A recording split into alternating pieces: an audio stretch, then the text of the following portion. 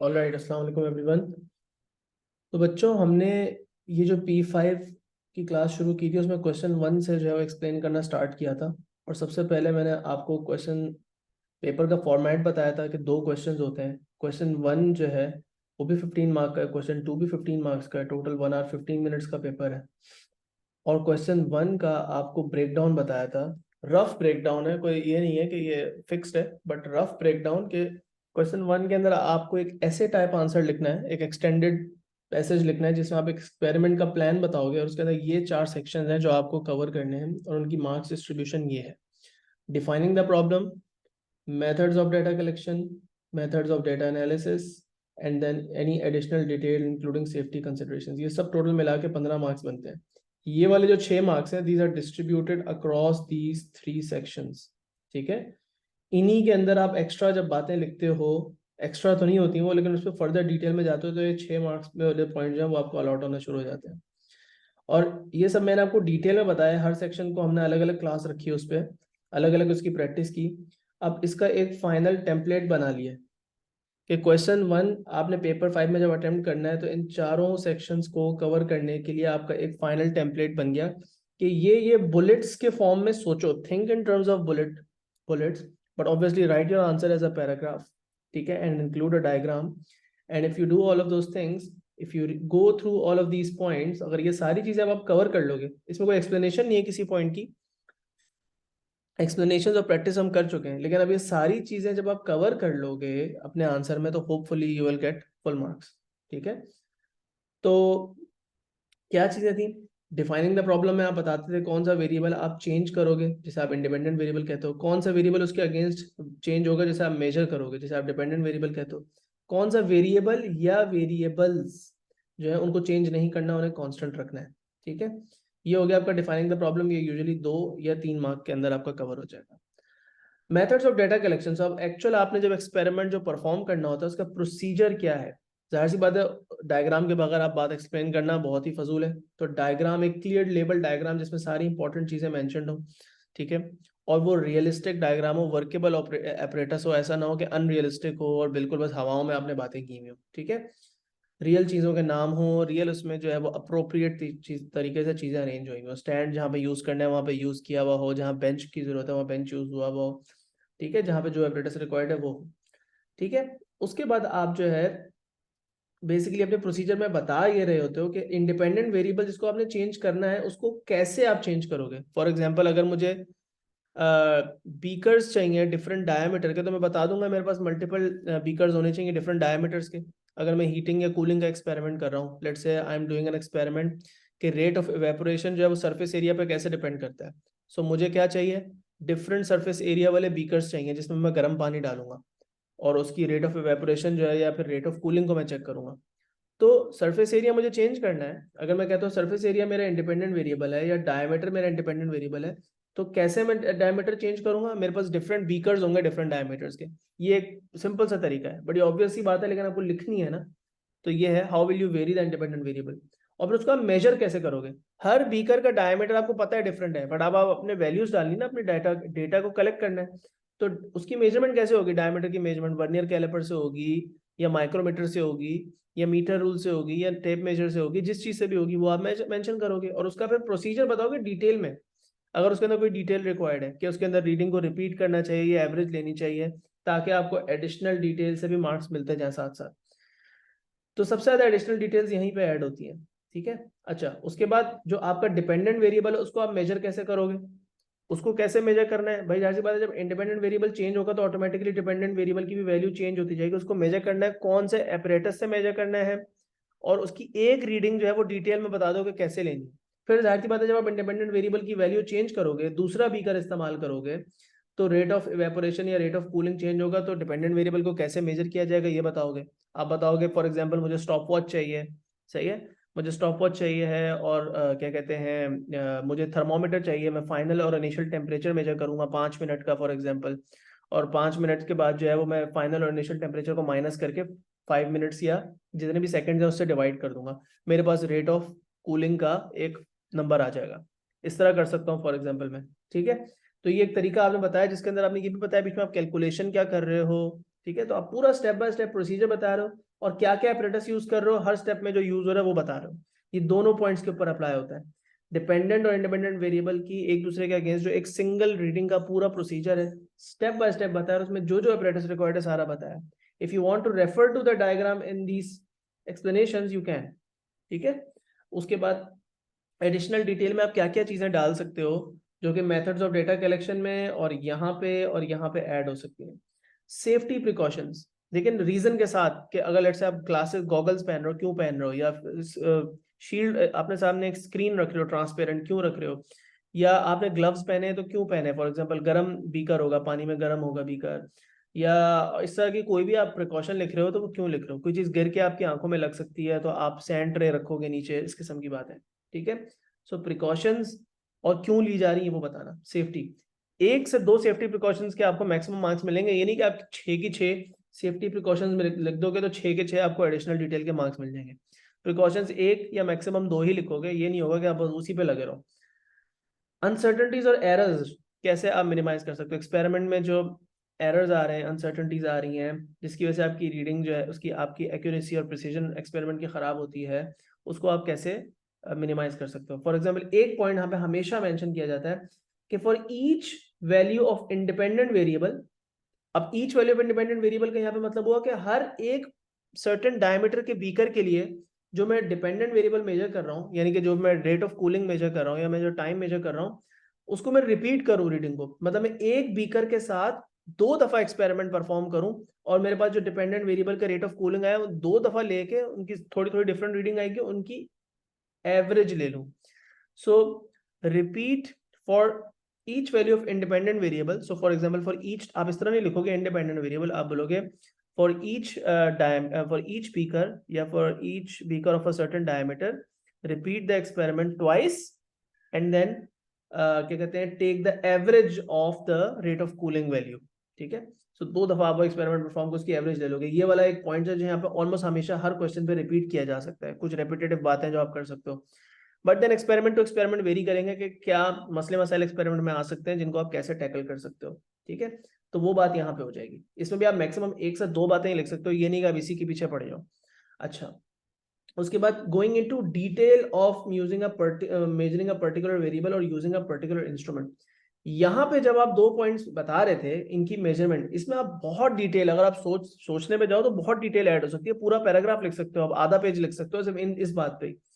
तो go into as much detail, जो जो स्टेप आपके जहन में आ रहा है उसको बिल्कुल एक एक छोटे छोटे स्टेप को ब्रेक डाउन करके लिखो। और जो जो आपके जहन में आ रहा है उसको छोड़ो मत, अपने दिमाग में मत रहने दो। Just put all your thoughts on the paper and you will see कि आपको इसके मार्क्स डेफिनेटली यहाँ से मिलेंगे। Just going into the detail. So for example मैं कहता हूँ मेरे बीकर जो है उसका ये क्रॉस सेक्शन है, ऊपर से मैं बीकर को देख रहा हूँ, मुझे मेजर करना है उसका डायमीटर। अगर मुझे बीकर का डायमीटर मेजर करना है तो एंड में तो मुझे सरफेस एरिया चाहिए ना। अब सरफेस एरिया डायमीटर से कैसे आता है, पहले आप बताओगे कि मैं रेडियस निकालूंगा d/2 से और फिर एरिया होगा πr²। सो ये डिटेल है जो आप बता रहे हो, समझ में आ रही है बात। क्या बीकर लिया, उसका डायमीटर मेजर किया, फॉर एग्जांपल वर्नियर कैलिपर से मेजर किया या माइक्रोमीटर से मेजर किया, फिर आप कहोगे कि यार मैं डी से रेडियस निकालूंगा जो कि d/2 होता है, या आप मेंशन करोगे अपने आंसर में, और फिर बताओगे कि रेडियस से एरिया πr² से निकलता है। So that is how you give detail in your answer. अपने जहन में नहीं रखो ये बात, आप बता दो एग्जामिनर को जो आपके जहन में आ रहे, जो बात अप्लाई होती है। इसी तरह जब आपकी बीकर की आप मेजरमेंट लेते हो, बीकर की आप मेजरमेंट लेते हो डायमीटर की, तो आपको पता है कि किसी भी सर्कल का जो डायमीटर होता है वो 2 फर्दर्स्ट पॉइंट्स के बीच में होता है। For example this is not the diameter, this is the diameter. अब इसमें गलती होने का चांस होता है, right, because there is no guarantee कि आप बिल्कुल परफेक्ट पॉइंट्स पे अपने जो है वो उसको पोजीशन किया है। तो आप एक दफा डायमीटर यूं लो और फिर एक दफा डायमीटर यूं लेने की कोशिश करो और एक दफा डायमीटर यूं लो, 2 दफा एटलीस्ट डायमीटर लो डिफरेंट एंगल से और उनकी एवरेज ले लो। ये किया जा सकता है कि नहीं। This is also detail, but at the same time it also applies कि आप एरर्स और अनसर्टेनिटीज को कैसे अवॉइड करो उसकी आप फर्दर बता रहे हो बात। अच्छा, और इसी तरह अब आप कह रहे हो सेंसिबल रेंज ऑफ वैल्यूज। जो बीकर के डायमीटर्स हैं, अब बीकर के आपको रफली साइजेस पता है यार, सबने बीकर देखे हुए हैं, तो उनके रफली कितना बड़े से बड़ा बीकर कितने साइज का होगा एक साइंस लैब के अंदर, और एक छोटे से छोटा बीकर किस साइज का होगा, उसकी एक सेंसिबल रेंज ऑफ वैल्यूज दे दो। Obviously I am using this simple experiment as an example to give you क्या कहते हैं ऑल द एग्जाम्पल्स, लेकिन ये जाहिर सी बात है डिफरेंट एक्सपेरिमेंट्स है, बहुत कॉम्प्लिकेटेड एक्सपेरिमेंट है, उसमें सेंसिबल वैल्यूज क्या होंगी बीकर के डायमीटर। आप बोलो यार सबसे छोटा वाला जो होगा वो 5 सेंटीमीटर का होगा लेट से, और सबसे बड़ा वाला जो होगा वो आई डोंट नो 15 सेंटीमीटर का होगा। तो जो 5, अगर डिफरेंट बीकर्स आप यूज कर रहे हो, 5 डिफरेंट बीकर यूज कर रहे हो, तो 5 सेंटीमीटर वाला, 7 सेंटीमीटर वाला, 9 वाला, 11 वाला, 13 सेंटीमीटर वाला, 15 सेंटीमीटर वाला, इस तरह आपकी एक सेंसिबल रेंज ऑफ वैल्यूज आ गई बीकर के डायमीटर्स की। ठीक है, तो ये काम आप बता सकते हो। अच्छा, उसके बाद मेथड ऑफ डेटा एनालिसिस की भी हमने बहुत प्रैक्टिस की और इसमें आप लोग सब पे पक्के हो गए थे। आपको पता है कि डिफरेंट टाइप्स की इक्वेशंस आपके पास आती हैं एग्जाम के अंदर, इन 3 फॉर्म्स में होती हैं, या तो लीनियर फॉर्म में ही होती हैं, उसको तो आप y equal to mx plus C में x को x एक्सेस पे प्लॉट कर दोगे, y को y एक्सेस पे प्लॉट कर दोगे, m आपका ग्रेडियंट हो जाएगा, c आपका इंटरसेप्ट हो जाएगा। लेकिन अगर इस फॉर्म में है तो इसमें आप क्या कहते हैं, लॉग लगाते थे इक्वेशन की दोनों साइड पे। तो आप y एक्सिस पे एल जी वाई प्लॉट करते हो, x एक्सिस पे एल जी एक्स प्लॉट करते हो, ये वाला x, और n जो है वो आपका ग्रेडियंट हो जाता है, और एल जी ए जो है वो आपका y इंटरसेप्ट हो जाता है। इस फॉर्म में ये इक्वेशन जो है वो रीअरेंज होती है, ये इक्वेशन इस फॉर्म में रीअरेंज होती है। दोनों साइड्स पे लॉग लगा के हमने इसकी प्रैक्टिस की है, so you know what I am talking about. और अगर इस फॉर्म की इक्वेशन है जिसमें यहाँ पे ई नंबर आ जाता है, तो आप सिर्फ लॉग नहीं लगाते बल्कि नेचुरल लॉग लगाते हो, एल एन वाला, और इसको l n y versus x का आप ग्राफ बना लेते हो, और के जो है यहाँ पे ये आपका जो है वो। Now these are obviously general forms, equation आपने देखा है कि बहुत अजीब अजीब तरह की आती है, हमने रियल पेपर्स में से प्रैक्टिस की थी। ठीक है, उसके बाद आप इक्वेशन को इस फॉर्म में ले आता, आपको पता लगता है ये वाई एक्सिस पे प्लॉट होगा, ये एक्स एक्सिस पे प्लॉट होगा, ये ग्रेडियंट होगा, ये इंटरसेप्ट होगा। ठीक है, अब आपने करना क्या होता है फाइनल पैराग्राफ के अंदर, जब आपने क्लोज करना होता है अपना आंसर, तो आपने बताना होता है कि डेटा जो आपने कलेक्ट किया उसका एनालिसिस कैसे करना है, बेसिकली कंक्लूजन कैसे निकालनी है। तो ग्राफ के वाई एक्सिस पर एक्स एक्सिस पे क्या प्लॉट होगा जिससे स्ट्रेट लाइन ग्राफ बन सके, पहली बात तो ये ग्राफ हमेशा स्ट्रेट लाइन बनाना है। उसके बाद चेक कैसे किया जाएगा कि if the relationship is valid, तो your answer is all this point is always the same, the relationship is valid is the graph is if the graph is a straight line. अब आगे आपने passing through 0,0 लिखना है या नहीं लिखना, वो आपकी इक्वेशन पर डिपेंड करेगा। अगर इक्वेशन में इंटरसेप्ट आ रहा है तो 0,0 से नहीं पास करेगा, अगर इक्वेशन में इंटरसेप्ट नहीं आ रहा तो फिर वो 0,0 से पास करेगा। ठीक है, इंटरसेप्ट नहीं आ रहा तो 0,0 से पास करेगा, इंटरसेप्ट आ रहा है तो 0,0 से नहीं पास करेगा, यू शुड नो। प्लस सी अगर होगा तो देयर इज नो 0,0, प्लस सी अगर जीरो है, प्लस सी है ही नहीं इक्वेशन में, तो 0,0 से पास करेगा। तो ये बात हमेशा आप ऐसे ही लिख दो, the relationship is valid if, क्योंकि आपको हमेशा स्टार्टिंग में एक इक्वेशन दी हुई होती है ना, उस इक्वेशन को आपने टेस्ट करना होता है कि ये सही है या गलत है। एंड देन उस इक्वेशन में कुछ अननोन कांस्टेंट्स होते हैं हमेशा। ठीक है, जैसे कोई के हो गया, कोई बी हो गया, कोई एन हो गया, कोई भी अननोन कांस्टेंट होता है उस इक्वेशन में, और उस कांस्टेंट को आपने या तो अपने ग्राफ के ग्रेडियंट या वाई इंटरसेप्ट के हिसाब से रीअरेंज करना होता है। ठीक है, जैसे ये जो इक्वेशन है फॉर एग्जाम्पल, इस इक्वेशन में y आपका इंडिपेंडेंट वेरिएबल है, सॉरी y आपका डिपेंडेंट वेरिएबल है, x आपका इंडिपेंडेंट वेरिएबल है, तो y और x तो ग्राफ पे प्लॉट हो गए। ठीक है, लेकिन ये जो m और c है ये कांस्टेंट्स हैं, तो c कैसे आएगा, y इंटरसेप्ट से आएगा, m की वैल्यू कैसे आएगी, ग्रेडियंट से आएगी। यहाँ पे आप देखो y और x जो है थे वो आपके डिपेंडेंट और इंडिपेंडेंट वेरिएबल थे, तो एल जी वाई और एल जी एक्स ग्राफ पे प्लॉट हो गए। एन और ए कॉन्स्टेंट्स हैं, आप देख रहे हो कि एन आपको ग्रेडियंट से मिल रहा है, और एल जी ए जो है वो वाई इंटरसेप्ट के इक्वल रख के फिर वहां से फाइंड आउट किया जा सकता है। इसी तरह यहाँ पे ए आपका एक कांस्टेंट है और एक के कांस्टेंट है, e obviously is not a constant, e तो एक सिंपल नंबर है। तो ए और के को आप कैसे फिगर आउट कर सकते हो, के जो है वो यहाँ पे ग्रेडियंट से निकल सकते हैं, और एल एन ए को इक्वल टू वाई इंटरसेप्ट रख के फिर उसको रीअरेंज करके सॉल्व किया जा सकता है। तो आपने फाइनल पार्ट में ये बताना होता है कि ये जो वाई इंटरसेप्ट और ग्रेडियंट है उसको कैसे यूज करके you can determine the value of those unknown constants. ठीक है, तो ये हमने पूरा टेम्पलेट, ये पूरा टेम्पलेट तुम्हें दे दिया जिससे तुम 15 मार्क्स ले सकते हो अगर ये सारे पॉइंट्स हिट कर दो। ठीक है, अब करो क्या, जल्दी से इसका स्क्रीनशॉट लो, आज 4-5 पेपर्स को जल्दी जल्दी गो थ्रू करेंगे और ये सारे पॉइंट्स उस पर अप्लाई करने की कोशिश करेंगे। ठीक है, आप जल्दी से अपनी नोटबुक खोल लें, एम्प्टी पेज ऑफ पेपर पे तुम लोगों ने जल्दी जल्दी पॉइंट्स जॉट डाउन करने हैं। आज बेशक सिर्फ बुलेट की फॉर्म में करो, लेकिन then when you will practise yourself, तो आप क्या करोगे, बुलेट्स की फॉर्म में हमेशा एक टेम्पलेट, जब भी आप पेपर में बैठोगे करने, तो आप ये टेम्पलेट अपने जहन में लेके जाओगे। सॉरी, एक सेकंड, स्क्रीन जो है ना वो हिल गई है, गिव मी अ मिनट, दोबारा शेयर करता हूँ।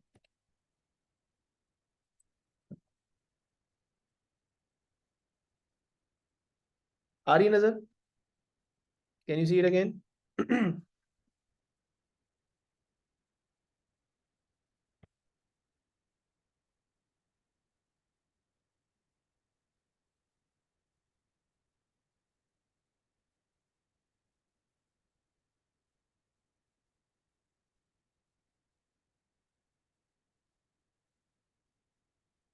ओके, कंटिन्यू करते हैं, जस्ट मुझे 1 मिनट देना।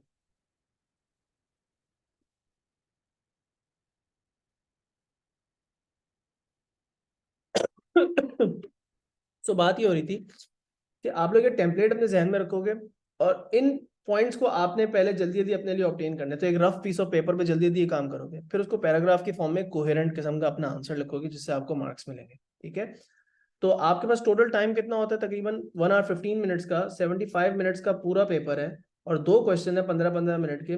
तो मैं कहूँगा आप कोशिश ये करो कि अपना टारगेट ये रखो कि मैं आधे घंटे में कर लूंगा। ठीक है, लेकिन चलो अगर बहुत ज्यादा हो गया तो 35 मिनट्स, 35 मिनट से ज्यादा कोशिश करना कि क्वेश्चन 1 पे ना लगाओ। क्वेश्चन 2 में जाके ग्राफ वगैरह प्लॉट करना होता है तो उसमें थोड़ा टाइम लग जाता है, अनसर्टेनिटीज निकालनी होती है, कैलकुलेशंस करनी होती है। ठीक है बेटा, अब ये टेम्पलेट की स्क्रीनशॉट लो जल्दी से सारे, मैं वेट कर रहा हूँ आपका। फिर मैं आपके सामने 4-5 डिफरेंट क्वेश्चंस खोलता हूँ और अब इन सारी बातों को हमने सब अलग अलग पढ़ा है, राइट? अब इन सब बातों को हम क्वेश्चंस पे अप्लाई करते हैं और ये सारे टेम्पलेट को फिल आउट करेंगे हर क्वेश्चन के लिए। ठीक है, चलो।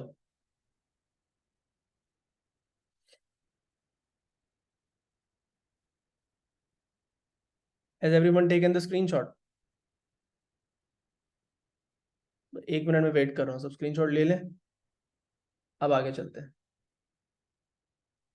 Right, so this is, let's say a paper from 2019 अक्टूबर नवंबर।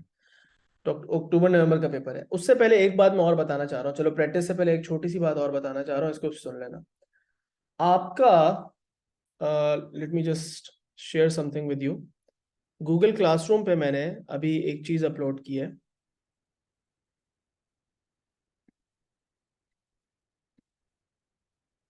रुको,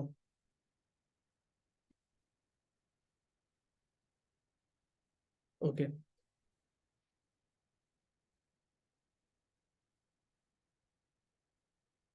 can everyone see the text book जो मैं दिखा रहा हूँ?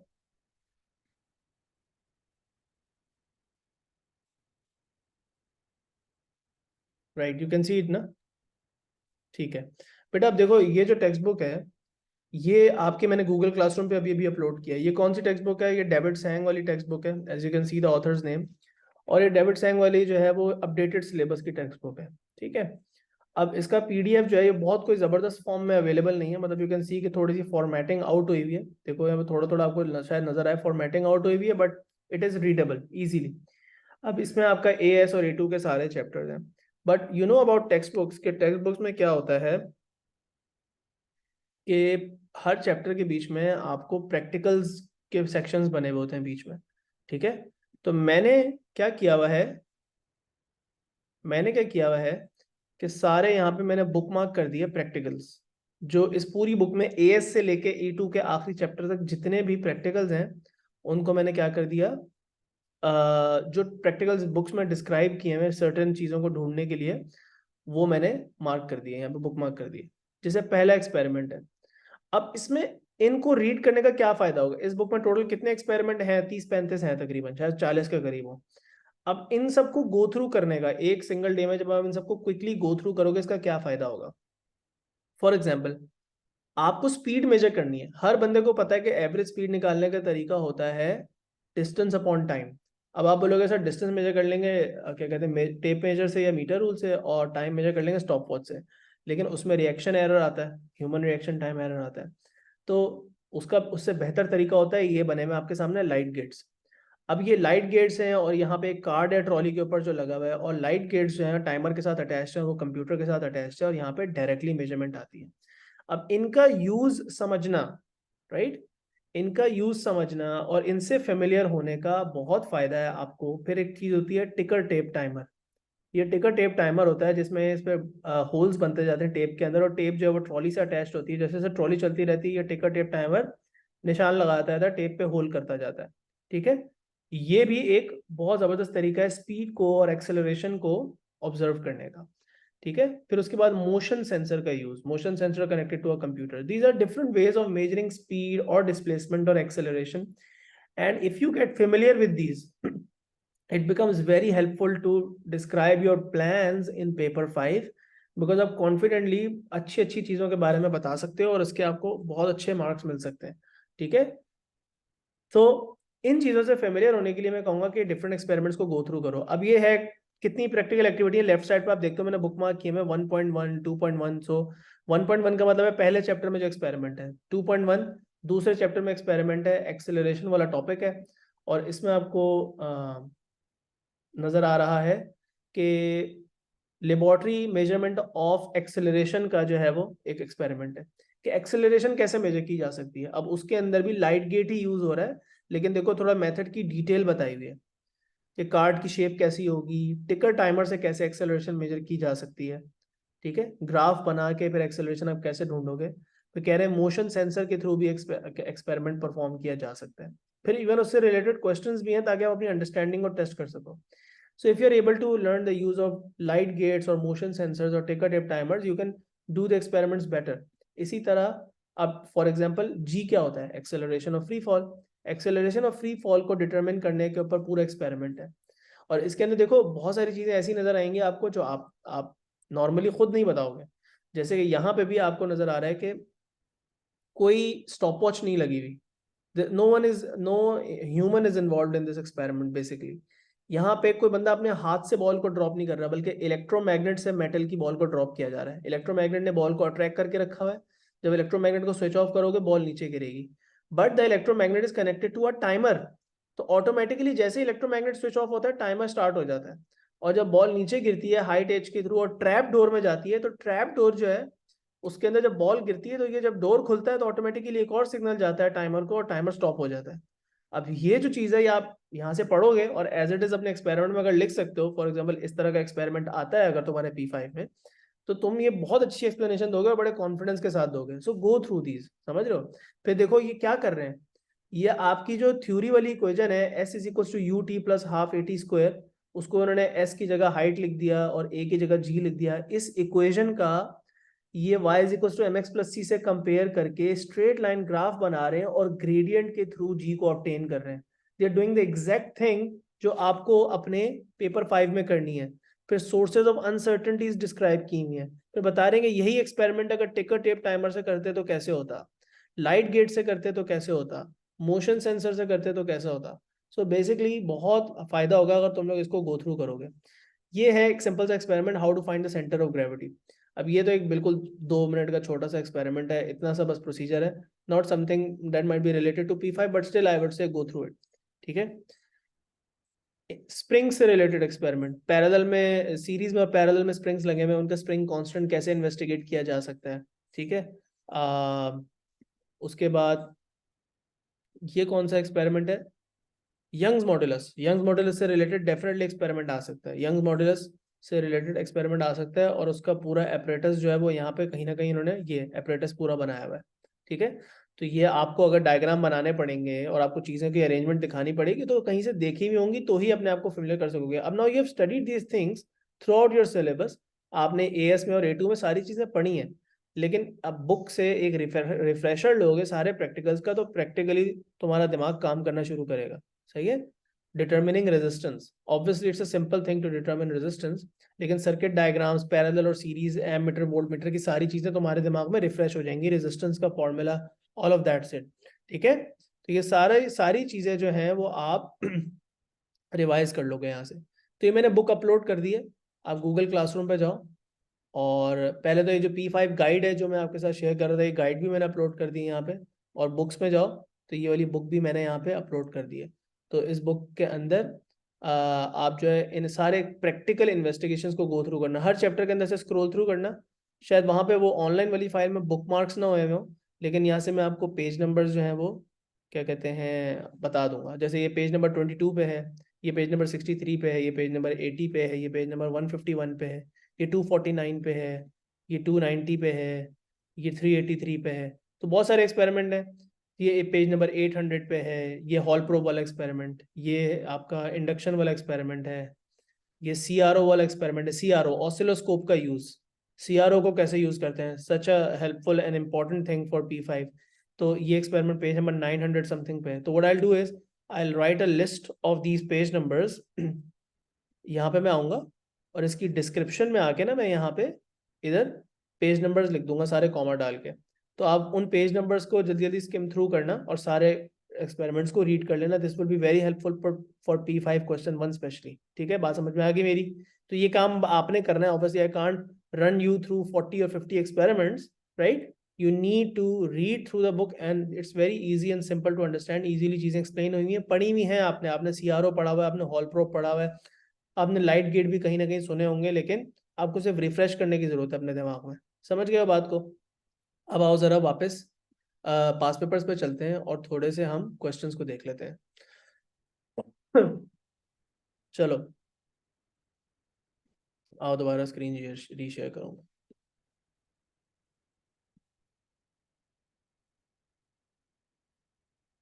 ठीक है, so what is this year? ये ईयर चेक कर लो।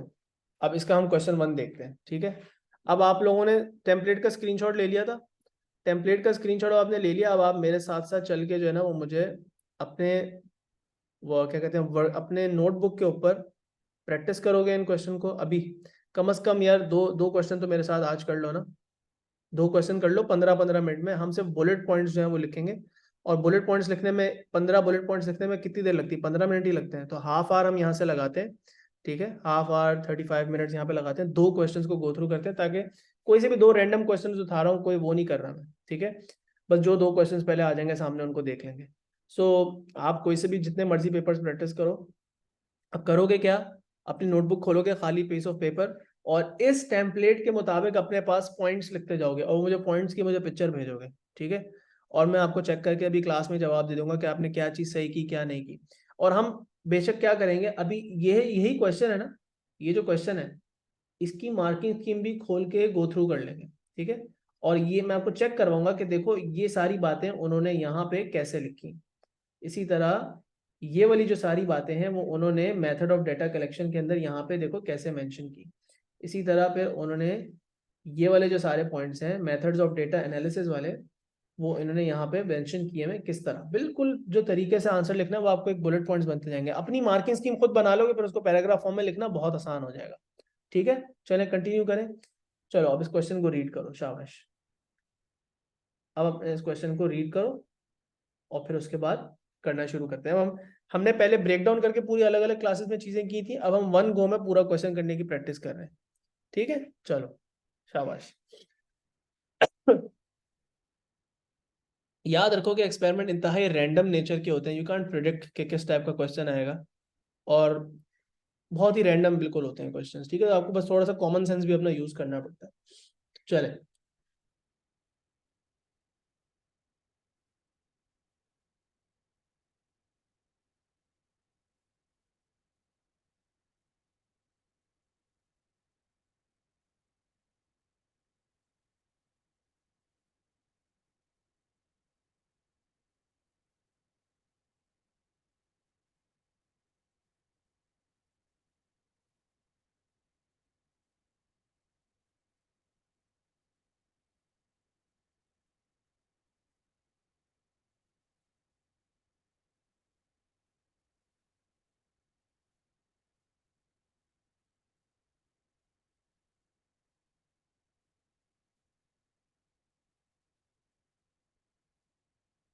अब आप मुझे आप लोगों की तरफ से इनपुट चाहिए। आप अपना ब्लैंक पीस ऑफ पेपर खोलोगे और इस टेम्पलेट का स्क्रीनशॉट, मैं एक दफ़ा दोबारा मौका दे रहा हूँ, स्क्रीनशॉट ले लो और इन सब चीज़ों को 1 बाय 1 आपने लिखते जाना है, और इससे आपका एक पूरे पॉइंटर्स बन जाएंगे कि मैंने क्या लिखना है अपने क्वेश्चन के अंदर।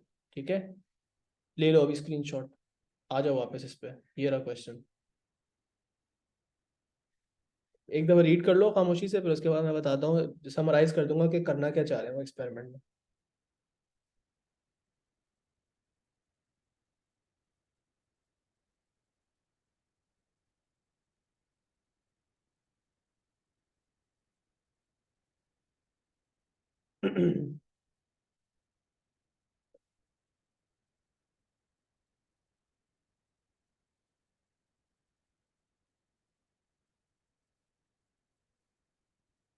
सो जो उन्होंने रिलेशनशिप दिया हुआ है आपने उसको टेस्ट करना है, यही 2 काम करने होते हैं ना।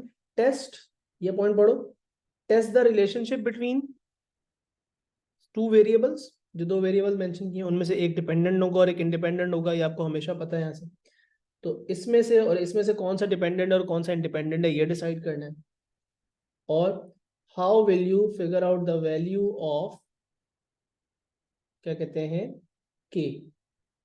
ये जो के कांस्टेंट है इसका ना किसी को नाम पता है ना कुछ, लेकिन ये कांस्टेंट के को आप कैसे डिटरमिन करोगे, इसकी वैल्यू कैसे आएगी? आपके ग्राफ से ही आएगी, आपके ग्राफ की या ग्रेडियंट से आएगी या इंटरसेप्ट से आएगी, उससे पहले ग्राफ को ऑब्टेन करना है। तो भाई अब आपने जब ये पता चल लिया है आपके क्वेश्चन की रिक्वायरमेंट क्या है, तो अब एक दफा ऊपर से नीचे गो थ्रू कर लेते हैं, हम समराइज कर लेते हैं कि वो क्वेश्चन में करना क्या चाह रहे हैं। वो कह रहे हैं कि स्टूडेंट क्या करता है, प्लास्टिक की बॉल लेता है, ठीक है, और नीचे से उस पर एयर ब्लोअर से एयर को ब्लो करता है, ठीक है। सो ये क्या है, blowing the wind from below, and what happens is that the ball basically stays in a stationary, ball जो है स्टेशनरी रहती है above a certain height above the blower, ठीक है, at a certain height above the blower। अब वो कह रहे हैं कि आप को हमने एक रिलेशनशिप बताया between the radius of the ball. Radius of the ball क्या होगा, सबको पता है रेडियस क्या होता है,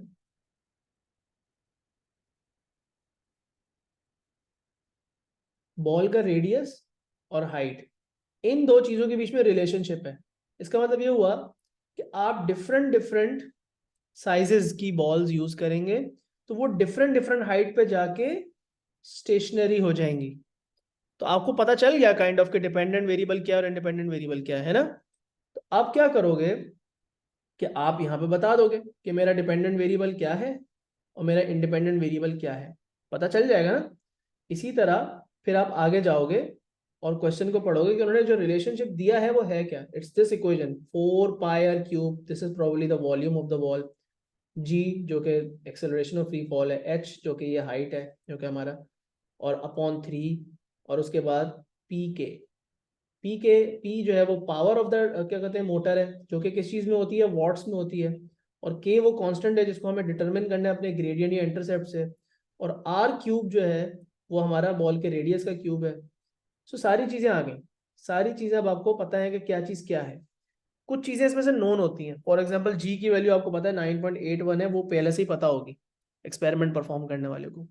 पी की वैल्यू, पी एक ऐसी चीज है, मोटर की पावर जो इससे मोटर कनेक्टेड होगी, मोटर की पावर एक ऐसी चीज है जो कि आप हो सकता है ना टच करो थ्रू आउट द एक्सपेरिमेंट। आप इस एक्सपेरिमेंट में मोटर की पावर को टच ही ना करो और बिल्कुल जो है वो उसका जिक्र ही ना करो। ये बताना पड़ेगा कि क्या कांस्टेंट रखना है क्या नहीं कांस्टेंट रखना, लेकिन मोटर की पावर की मेजरमेंट में ना जाओ। लेकिन अगर आप मोटर की पावर की मेजरमेंट के वॉट्स में उसकी मेजरमेंट कैसे आएगी मोटर की पावर, एक इलेक्ट्रिकल सर्किट डायग्राम के थ्रू एक्सप्लेन कर देते हो कि पावर कैसे डिटरमिन की जाएगी मोटर की, तो आपको एडिशनल डिटेल से मार्क्स मिलेंगे। You get the point. लेकिन जो मेन एक्सपेरिमेंट है वो आर और एच के बीच में है, जैसे कि बता दिया है उन्होंने। तो इनमें से कोई एक डिपेंडेंट है एक इंडिपेंडेंट है। वो now what I will do is I will sit quite. आप लोग मेरे, आई एम अज्यूमिंग आप स्क्रीनशॉट ले चुके हो, आई एम अज्यूमिंग आप क्वेश्चन पढ़ चुके हो, और आप उस स्क्रीनशॉट के अकॉर्डिंग एक नोटबुक के ऊपर जल्दी जल्दी से 10 मिनट में, 10 मिनट मैक्सिमम 12 मिनट ले लो और जितने उसमें से पॉइंट्स जॉट डाउन कर सकते हो करो, ठीक है। Obviously some of them are just one word answer, जैसे कि कौन सा डिपेंडेंट है कौन सा इंडिपेंडेंट है, किस चीज को कांस्टेंट रखना है, ये आपको सोच के दिमाग से जवाब देना है। डायग्राम बनाना है, डायग्राम को बहुत कॉम्प्लिकेटेड नहीं बनेगा। डायग्राम देखो ये ऑलरेडी आधा काम उन्होंने आपका किया हुआ है, बट हाइट यहाँ पे उन्होंने मार्क की हुई है। हाइट को मेजर किस चीज से करना है ये तो आप बताओगे ना, तो यहाँ पे शायद आप मीटर रूल बनाओ या कुछ और बनाओ। मीटर रूल को वर्टिकल कैसे रखोगे, क्या मीटर रूल को बंदा पकड़ के रखेगा या क्या किसी स्टैंड के साथ मीटर रूल अटैच होगा? अगर स्टैंड बनाना होगा तो स्टैंड आप बनाओगे ना यार, इस तरह स्टैंड बनाओगे, उसका बोस बनाओगे, उसके क्लैंप में मीटर रूल अटैच्ड होगा, या ये काम आप करोगे ना यार, कोई और तो नहीं करेगा। तो ये चीजें आप बनाओगे। क्या ये बॉल जो है वो ऐसे ही हवा में घूमती रहेगी, कि या बॉल के इर्द गिर्द कोई ट्रांसपेरेंट प्लास्टिक का पाइप होना चाहिए, राइट? जैसे कि बॉल के इर्द गिर्द गाइड्स होने चाहिए, मतलब बहुत चांस है कि ये बॉल जो है वो इधर गिर जाए इधर गिर जाए, वो एयर कॉलम में स्टेबल नहीं रहेगी। तो आप ये कर सकते हो कि इर्द गिर्द एक प्लास्टिक का ट्रांसपेरेंट पाइप होना चाहिए एज अ गाइड, ताकि बॉल अगर इधर उधर गिरने भी लगे तो वो साइडों पे ना जाए, तो अंदर रहेगी बॉल एक सर्टेन हाइट पे। ये डिफरेंट आइडियाज दे रहा हूँ जो कि एडिशनल डिटेल्स में आ जाएंगे और आपके डायग्राम के लिए आपको हेल्प करेंगे, बट थोड़ा बहुत मैं आपको एज अ स्टार्टर हेल्प दे रहा हूँ कि आप डायग्राम बनाओगे क्विक सा। उसके बाद आप क्या करोगे, इंडिपेंडेंट वेरिएबल को वेरी कैसे करोगे। सो इंडिपेंडेंट वेरिएबल को वेरी कैसे करना है, आप थिंक अबाउट इट। क्या आपने डिसाइड कर लिया आर और एच में से कौन सा इंडिपेंडेंट है? अगर आर इंडिपेंडेंट है तो हर बार डिफरेंट आर कैसे यूज होगा? बड़ा ही सिंपल सा जवाब है। अगर एच इंडिपेंडेंट है तो हर बार एच को कैसे डिफरेंट करोगे? कांस्टेंट क्या रखना है, क्या चीज है जो इसमें कांस्टेंट रखनी पड़ेगी? क्या है वो? के है कांस्टेंट, या जी है, या एच है, या आर है, या पी है? क्या चीज कांस्टेंट रखनी है? ठीक है, कैसे रखनी है कांस्टेंट? अच्छा, उसके बाद प्रोसीजर्स कि हाइट को कैसे मेजर करोगे, उसकी डिटेल में जितना जा सकते हो जाओ। ठीक है, रेडियस को कैसे मेजर करोगे, कौन से इंस्ट्रूमेंट से मेजर करोगे, जितनी डिटेल में जा सकते हो जाओ, कोई इशू की बात नहीं है। और उसके बाद एडिशनल डिटेल आ जाएंगी। ठीक है, एडिशनल डिटेल आ जाएंगी। अच्छा, इसमें एच और आर की मेजरमेंट तो बहुत ही सिंपल है। I think there is no not much detail to be added over there, but anyways उसके बाद ये हो जाएगा कि क्या प्रिकॉशंस आप ले सकते हैं, सेफ्टी प्रिकॉशंस क्या ले सकते हैं। भाई इलेक्ट्रिकल मोटर चल रही है और चीज़ें हैं, कुछ ना कुछ सेफ्टी यहाँ पे हो सकती है। Minimise, how to minimise uncertainties and errors. Now you might assume कि बॉल बिल्कुल अपनी जगह पे स्टिल रहेगी, बॉल ऊपर नीचे, थोड़ा बहुत ऊपर नीचे बॉबिंग अप एंड डाउन कर रही होगी, थोड़ा बहुत बॉल ऊपर नीचे हिल रही होगी। तो क्या is that going to cause any uncertainty and error in your answer? Might be, so you will have to think about it. Detail, detail जितनी ज्यादा दे सकते हो दो। बॉल का जब रेडियस मेजर करो जितनी डिटेल दे सकते हो दो। फॉर एग्जांपल, आप जब बॉल का रेडियस मेजर करोगे तो क्या डायरेक्ट रेडियस आ जाएगा किसी इंस्ट्रूमेंट से? डायरेक्ट रेडियस नहीं आता, पहले कोई और चीज आती है, फिर उससे आप जो है वो आर निकालते हो। राइट, अभी थोड़ी देर पहले भी मैं बता रहा था। सेंसिबल वैल्यूज क्या हो सकती हैं हमारे क्या कहते हैं, आर या एच की, जो भी उनमें से इंडिपेंडेंट वेरिएबल है। सो बॉल के डायमीटर्स की या बॉल के जो रेडियसेस हैं उनकी आप सेंसिबल वैल्यूज दे सकते हो, या हाइट की सेंसिबल वैल्यूज दे सकते हो। अच्छा, what must be plotted on the y axis and x axis. अब ये सारी बातें अब आप कवर करते जाओ और शुरू होते जाओ। अब आपने मेरे ख्याल से ले लिया स्क्रीनशॉट, तो अब इसको लिखना शुरू करें। मैं आपके सामने क्वेश्चन छोड़ के बिल्कुल चुप बैठा हूँ। अब मैं आपका वेट करूंगा, कोई सवाल है तो मुझसे पूछ सकते हो, मैं जवाब दे दूंगा। लेकिन मुझे अपना नोटबुक में अपने ये बुलेट्स दिखाओ, ठीक है? So follow this template and get your self, क्या कहते हैं, गेट इट चेक बाय मी। मैं अभी व्हाट्सएप पे चेक करके आपको यहीं पे फीडबैक दे दूंगा। तो मैं आधा घंटा और लगा रहा हूँ आज, इस तरह का एक क्वेश्चन और करेंगे, पहले ये वाला 10 मिनट है। मनाल क्या पूछ रही हो? Is it okay if R3 is used in graph? I am not sure, मैंने अपनी इक्वेशन को भी रीअरेंज करके नहीं देखा, बट मैं रीअरेंज करके चेक कर लेता हूँ मनाल। इट्स ओके मतलब जाहिर सी बात है यूज हो सकती है, इनफैक्ट हो सकता है कि R3 ही यूज करना पड़े, R क्यूब ही यूज करना पड़े। तो वो आपको इक्वेशन को y equals to mx plus c से कंपेयर करके रीअरेंज करके देखना होता है। अभी देख लेते हैं।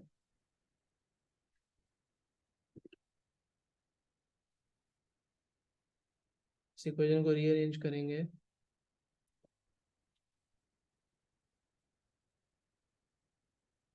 R क्यूब को एक साइड पर रखो और h को अलग साइड पर रखो।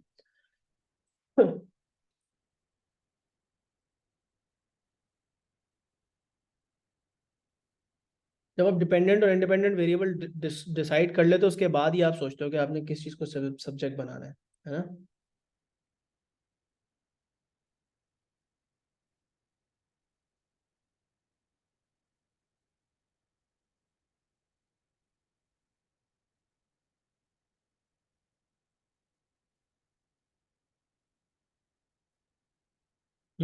So this is how I have rearranged the equation. मनाल देख रही हो आप? So now you might get a better idea कि y एक्सिस पे क्या प्लॉट होगा और x एक्सिस पे क्या प्लॉट होगा और ग्रेडियंट किस चीज के इक्वल होगा। ओ, एक चीज मिस हो गई यहाँ पे, g मिस हो गया है प्लीज। g मिस हो गया तो g भी नीचे आएगा।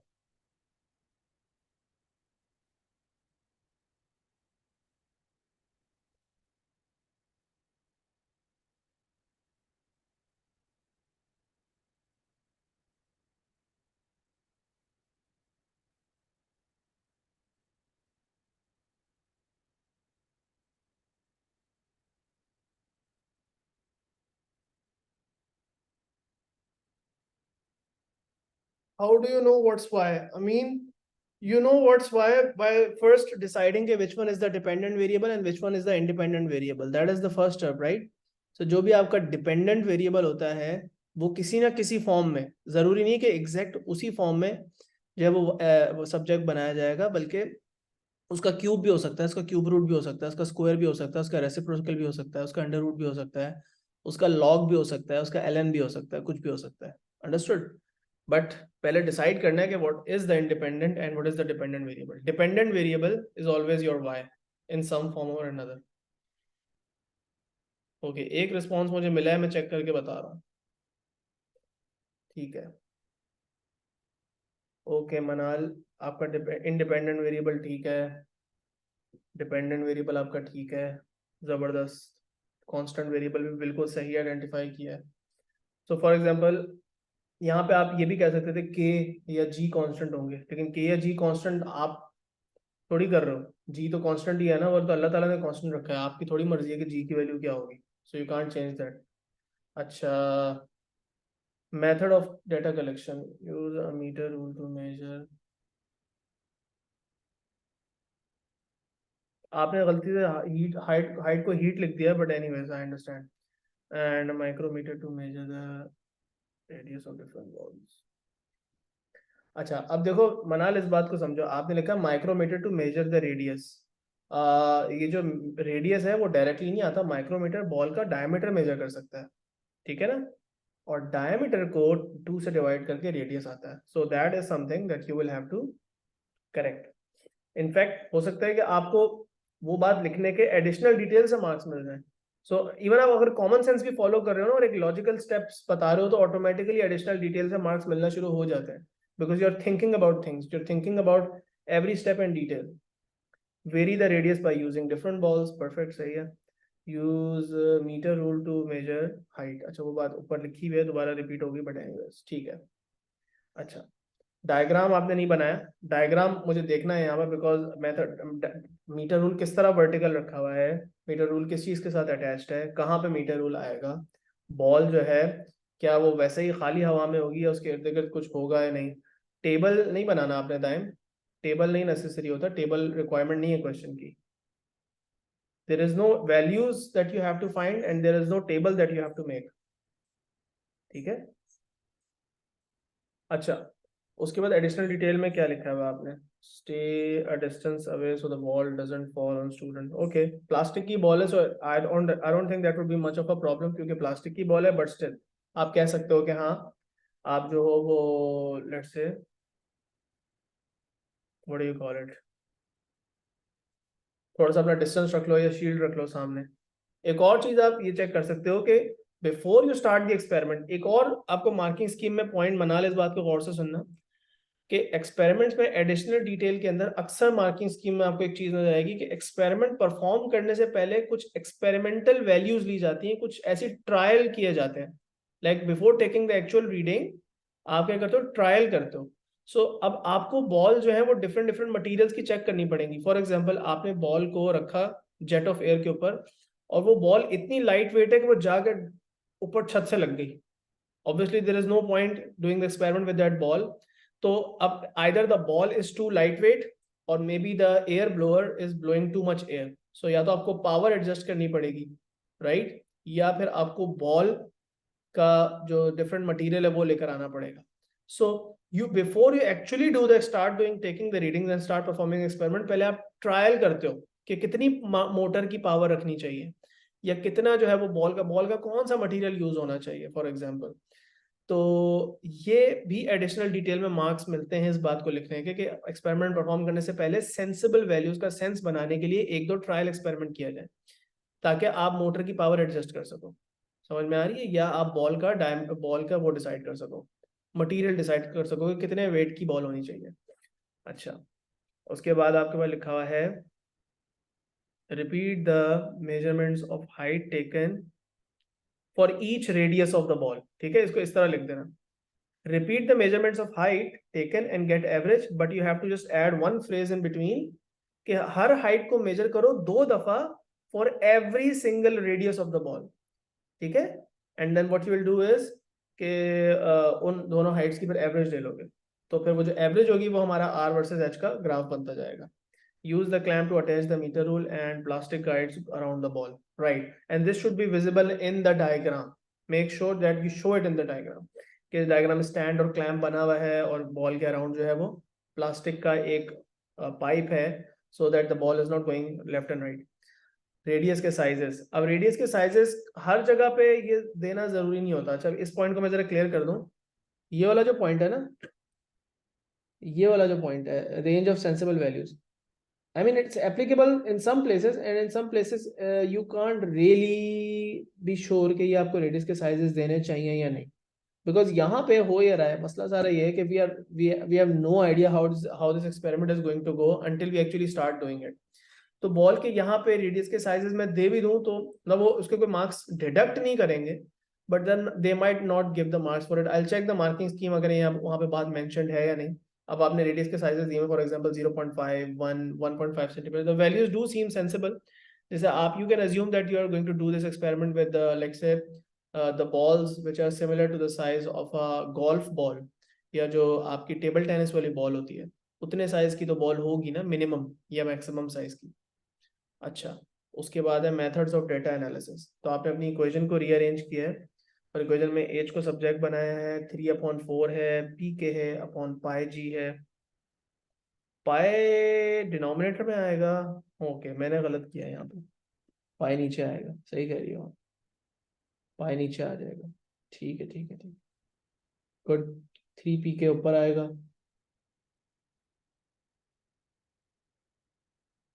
तो ये जो पूरा पार्ट है ये आपका सब कांस्टेंट है, और फिर 1/r³ को थोड़ा सा साइड पे करके लिख दिया। तो पता ये चल रहा है कि ये मेरा जाएगा x एक्सिस पे, ये जाएगा y एक्सिस पे, there is no intercept and this whole thing is equal to my gradient. तो इसको जब मैं ग्रेडियंट से रीअरेंज करूंगा तो मुझे p की वैल्यू पहले से पता होगी, g की वैल्यू पहले से पता होगी, तो k को सब्जेक्ट बना लूंगा।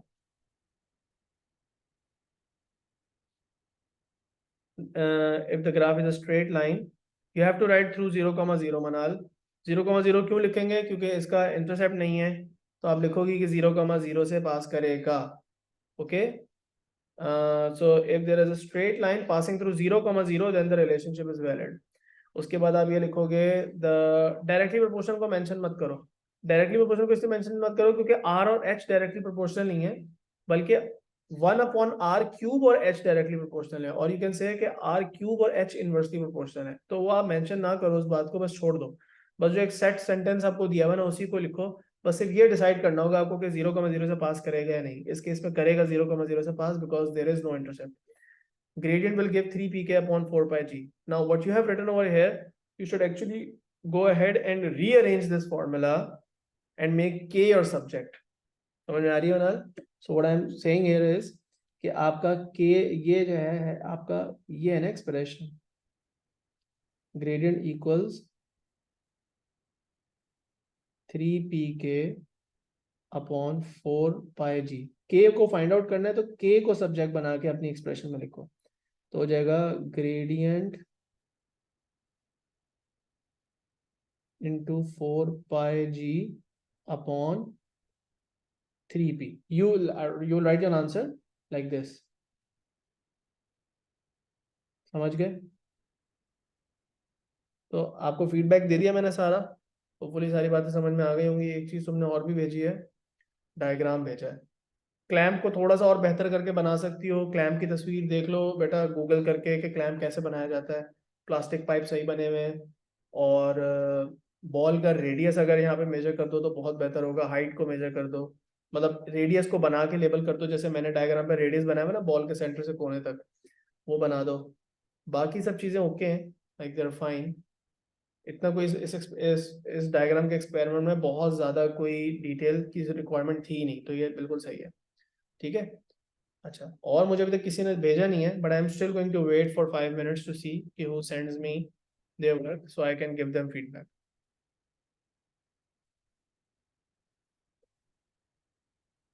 अमान can you WhatsApp this to me? Phone से पढ़ना आसान होगा, यहाँ लैपटॉप पे खोलने में भी हमें मुश्किल होगी। व्हाट्सएप कर दो same picture.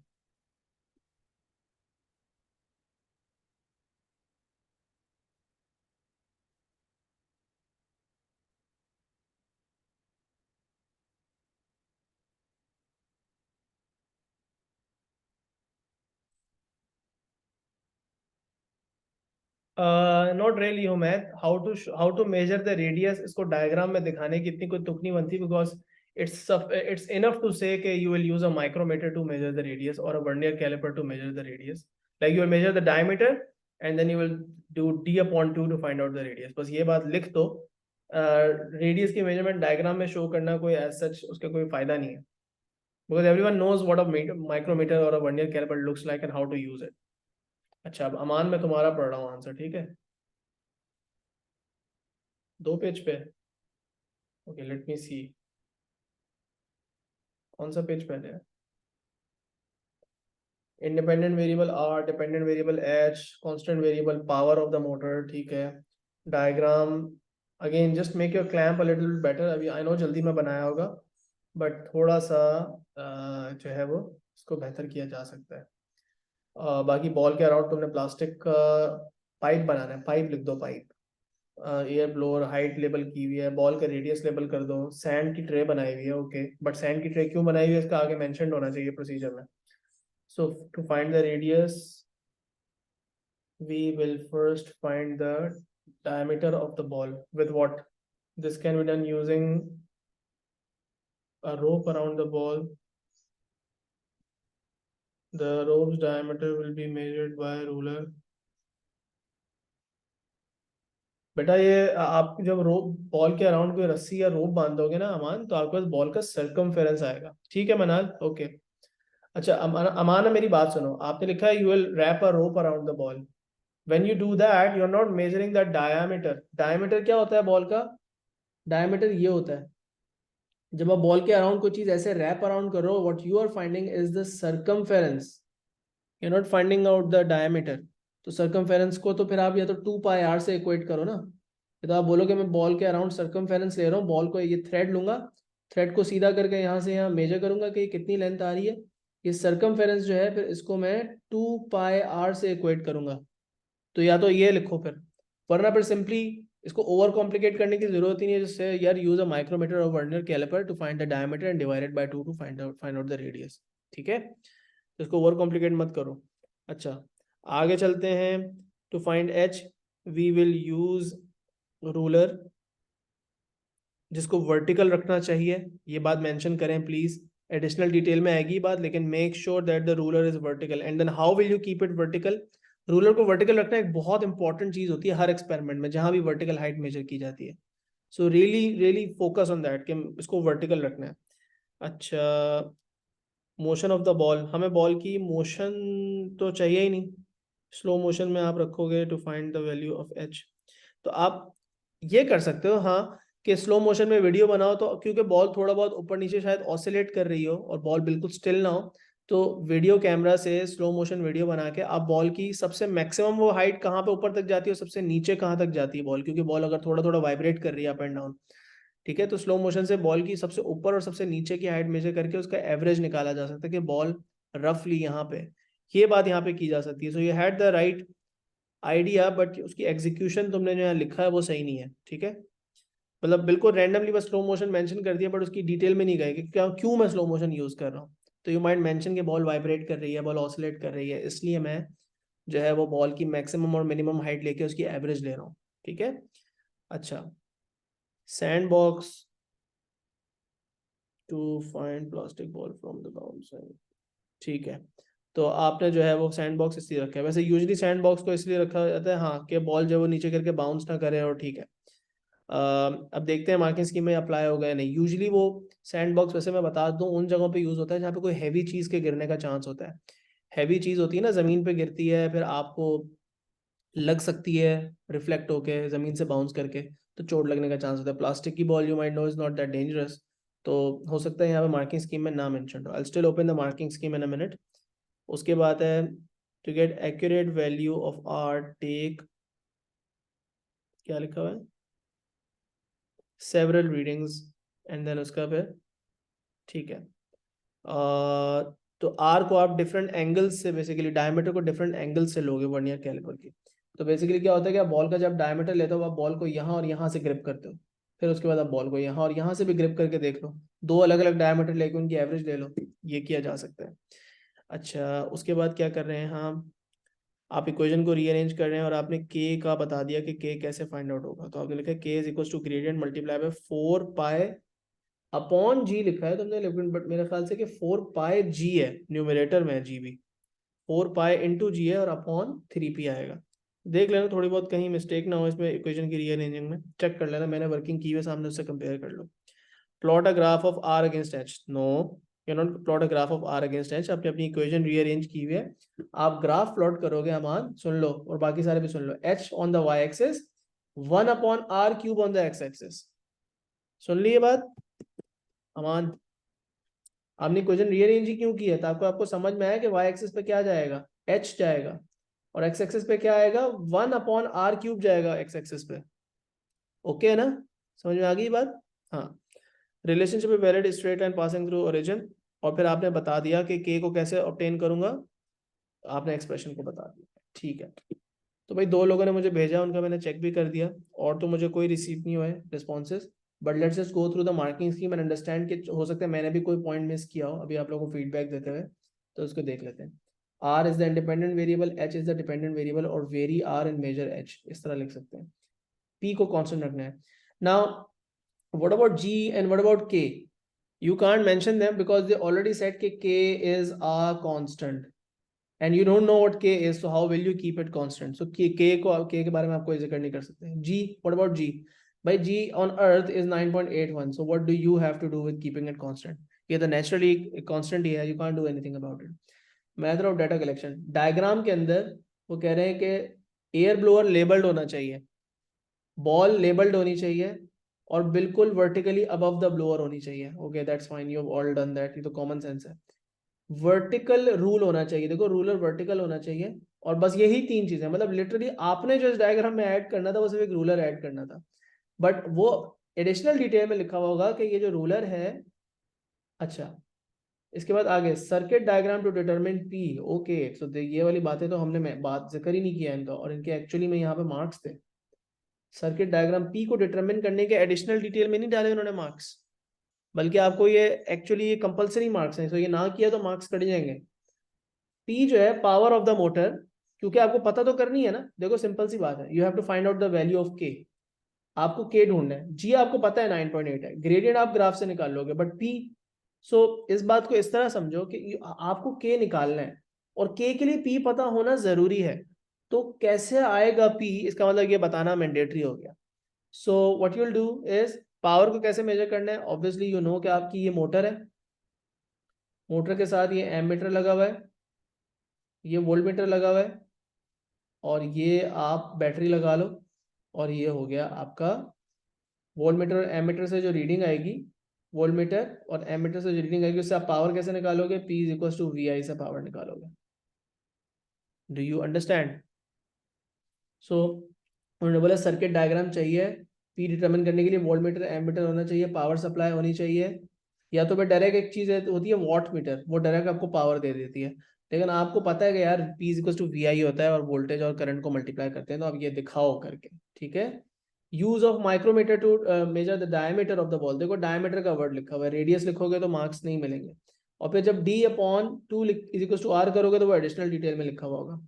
Major the distance between the top middle और the bottom of the ball, right. अब this is important, this is important यार, देखो बात सुनो, जब तुम हाइट मेजर कर रहे हो तो तुमने हाइट डिसाइड करना है कि तुमने हर बार जो हाइट मेजर करनी है वो यहाँ से लेके यहाँ तक की हाइट मेजर करनी है, या यहाँ से लेके बॉल के टॉप तक की हाइट मेजर करनी है, या जैसे उन्होंने बनाया हुआ है बॉल के मिडल तक की हाइट मेजर करनी है। सो डिसाइड, डिसाइड करो। अब उन्होंने काइंड ऑफ आपको बता दिया कि आपको मिडल से ही चाहिए हाइट, बता दिया ना उन्होंने, तो अब मिडल का मसला ये है कि मिडल तो मीटर उनके अगेंस्ट एग्जैक्ट नजर नहीं आता, बॉटम और टॉप सही नजर आता है, तो बॉटम से लोगे रीडिंग और टॉप से लोगे रीडिंग और उनकी एवरेज लोगे, राइट, जिससे तुम्हें मिडल की रीडिंग पता चलेगी। तो ये बात उन्होंने यहाँ पे लिखी हुई है कि टॉप मिडल बॉटम एंड, तो ये आपको बताना है और उसका जो है वो आपको मेंशन करना है। सो कुछ बातें थी जो ना जिनका मैंने डिस्कस किया, ना मैंने ज़्यादा सोचा ना आपने ज़्यादा सोचा। पी के बारे में मैंने ऑब्वियसली जिक्र किया था, बट मैंने समझा था एडिशनल डिटेल में होगा, this is definitely going to be a mandatory mark, क्योंकि वो के निकालने के लिए चाहिए था पी, तो पी को आप छोड़ नहीं सकते। अच्छा, ये बात आपने की थी, ये बात आपने की थी, ये वाली बात भी नहीं हुई थी, तो ये दोनों पॉइंट्स अब अपने जहन में नोट डाउन कर लो कि भाई सोचना पड़ेगा ना। अभी हमने एक क्वेश्चन 10 मिनट में किया है, आपको आधे घंटे में जब उस पर ज्यादा टाइम दोगे तो आपके जहन में और चीजें भी आएंगी ऑटोमेटिकली, सो परेशान होने की बात नहीं है। सो graph of H against 1/r³। अच्छा, LGH और LGR का भी ऑप्शन दिया हुआ है, बट छोड़ दो, ओवर कॉम्प्लिकेट करने की जरूरत ही नहीं, जब यहाँ पे लॉग की जरूरत ही नहीं है तो क्यों लगाएं। Relationship is valid if line straight passing through 0,0, ये दोनों आप लोगों ने लिखी थी बात, इसको छोड़ दो। ग्रेडियंट ऐसे निकालेंगे, ये भी आपने किया था बात, एक्सेलेंट। तो ये कंप्लीट हो गया। अब एडिशनल डिटेल में देखो, लार्ज बॉक्स और tray to collect the ball, ठीक है अमान, ये तुम्हारी बात बिल्कुल सही है। अच्छा जी, और avoid droughts, switch off fans, close Windows, user screen ताकि बॉल इधर उधर ना जाए, यूजर स्क्रीन ताकि बॉल आपको आगे ना लगे, तो ठीक है, ये सेफ्टी हो गई। Method to determine p is equal to v i की इक्वेशन मेंशन करने के एडिशनल मार्क्स, लेकिन डायग्राम बनाना मैंडेटरी था। स्टैंड बना हुआ होगा, एडिशनल डिटेल स्टैंड नजर आएगा। अब देखो आप ये बात ना समझो, एक बात को समझना जरा, थोड़ी सी एक बात में क्लियर कर दूं, एडिशनल डिटेल का ये मतलब तो नहीं ना कि ये एडिशनल मार्क्स हैं। देखो if you don't write anything from the additional points, तो आपको कितने मार्क्स मिलेंगे क्वेश्चन में? क्वेश्चन 15 मार्क्स का होता है, ये पॉइंट्स कितने बन रहे हैं? ये 9 मार्क्स बनते हैं सारे। आपको 9 आउट ऑफ 15 तो नहीं चाहिए, आपको 15 आउट ऑफ 15 चाहिए, विच मीन्स कि ये 9 पॉइंट्स तो आपको करने ही लिखने हैं। इनमें से अगर कोई भी पॉइंट मिसिंग होगा, जैसे अगर ये वाला पॉइंट मिसिंग था और ये वाला पॉइंट मिसिंग था, तो आपको 7 आउट ऑफ 9 तो यहाँ से मिले। उसके बाद 6 मार्क्स इन 6 पॉइंट्स, इनमें से कोई 6 पॉइंट्स लिखने के मिलेंगे आपको। So additional detail is necessary because you have to get 6 marks from the additional detail. तो स्टैंड बनाना मैंडेटरी है, क्योंकि ये सबसे कॉमन सेंस चीज है। चलो आपने ना भी बनाई तो फिर आपको कहीं और से वो मार्क्स पूरे करने पड़ेंगे। तो स्टैंड होना चाहिए, और बेंच पे क्लैंप क्लैंप बना हुआ हो, और वर्टिकली जो है वो मेजर रूल बना हुआ हो, मीटर रूल। उसके बाद ensure clamped rule to h is vertical, तो क्लैंप भी वर्टिकल होना चाहिए, मीटर रूल भी वर्टिकल होना चाहिए। एक सेट स्क्वायर बनाना, मेथड टू इंश्योर कि कोई चीज वर्टिकल हो तो वो सेट स्क्वायर के थ्रू आप शो करते हो।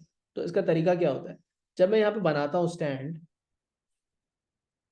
ये मेरा स्टैंड है और ये क्लैंप है और इसके साथ ये मीटर रूल बना हुआ है। अब ये मीटर रूल थोड़ा सा टेढ़ा तो नहीं है या नहीं, तो मैं बेंच के ऊपर क्या करता हूँ, एक सेट स्क्वायर रख देता हूँ। और सेट स्क्वायर जो है वो, क्योंकि उसकी ये साइड वर्टिकल होती है, तो और मीटर रूल बिल्कुल अगर उसके साथ चिपका हुआ होगा तो ये इंश्योर करेगा कि मीटर रूल भी वर्टिकल है। ये एक बहुत कॉमन चीज़ है जो आप एटीपी में भी बार बार ओ लेवल में या आईजीसीएसई में देखते थे। सो वे मीटर रूल को वर्टिकल रखने का क्या तरीका होगा उसकी डिटेल में चलेगा, उसको फर्दर मार्क्स मिल गया आपको। या प्लम लाइन के थ्रू, प्लम लाइन क्या है कि मीटर रूल के सामने एक थ्रेड और एक हैवी चीज लटका दो, उसके साथ मीटर रूल को अलाइन कर लो। R is equal to d upon 2 लिखने के मार्क्स, ठीक है। Repeat the diameter with different directions and find its average. So this is what Aman wrote, कि भाई आप यहाँ से लो और फिर यहाँ से लो और यहाँ से लो, 2-3 दफा डायमीटर मेजर करो हर बॉल का और उसकी एवरेज लो, ठीक है। अच्छा, उसके बाद एक बात जो हमेशा लिखी जा सकती है, ये वाला पॉइंट हमेशा लिखा जा सकता है, कि हर वैल्यू ऑफ आर के लिए एवरेज एक्सपेरिमेंट को 2 दफा रिपीट करो और फिर जो भी एच की 2 वैल्यूज आती हैं, 3 वैल्यूज आती हैं, उनको एवरेज लो, राइट। अच्छा, मेथड टू डिटरमिन एच, अब एच के अंदर डिटेल में जा रहे हैं वो। एज हमने देखा था कि मिडल से मिडल तक की रीडिंग थी, बॉल के मिडल तक की, टॉप ऑफ द ब्लोअर से बॉल के मिडल तक। तो आपको उन्होंने कहा कि बॉटम से रीडिंग लो, टॉप से रीडिंग लो और उसकी एवरेज ले लो, तो मिडल से रीडिंग आ जाएगी। ये बात इन्होंने यहाँ पे लिखी है, समझ में आ रही है? प्लम लाइन का क्या मतलब होता है? प्लम लाइन इज दिस, सुन लो। सो ये मैंने मीटर रूल जो है वो बनाया हुआ है, बना ली, देखो ये मीटर रूल है, ठीक है। अब मुझे इंश्योर करना है कि ये वर्टिकल है, तो मैं क्या करता हूँ कि मैं एक स्टैंड लेता हूँ, या जिस स्टैंड के साथ ये अटैच्ड है, जिस स्टैंड के साथ ये अटैच्ड है, उसी के साथ मैं एक स्टैंड बना लेता हूँ पहले, रुको।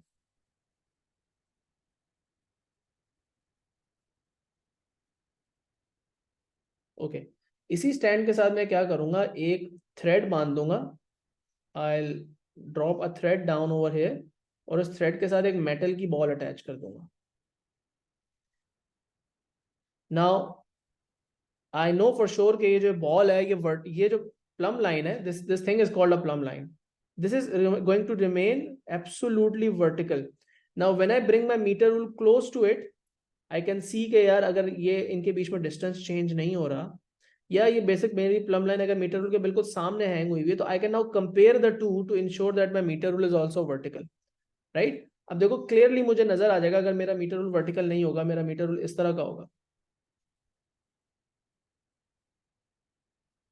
सॉरी।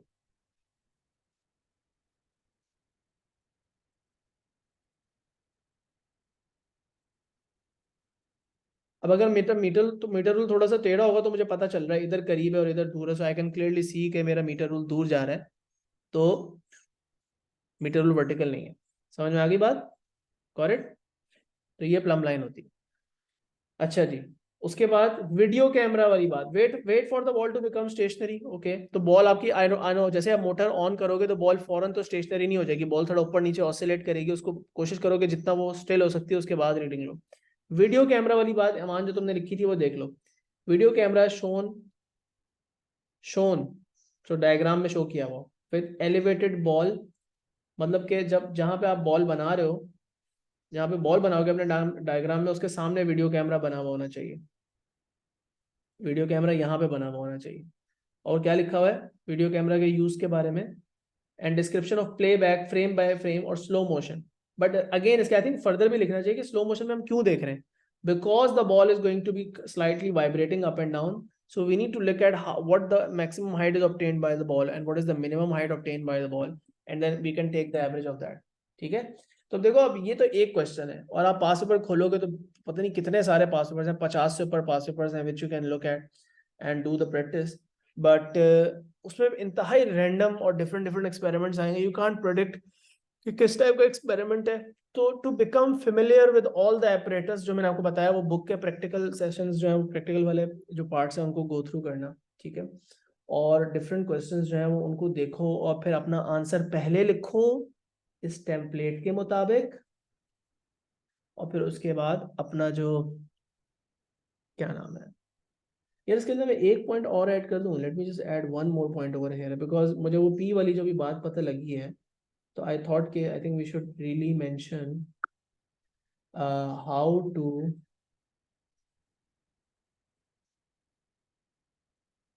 measure or calculate